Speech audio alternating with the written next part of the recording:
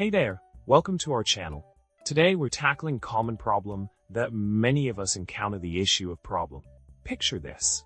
You're working on an important project on your computer, and suddenly, you're faced with a dreaded problem. It can be frustrating and stressful, but fear not, as we have a solution for you. Now, let's dive into the solution for problem. The key here is to solution. By following this simple yet effective method, you'll be able to solution. It's a straightforward process that can save you time and energy when dealing with problem. In addition to solution, another helpful tip is to solution. This extra step can further enhance the effectiveness of solution and ensure that you solution.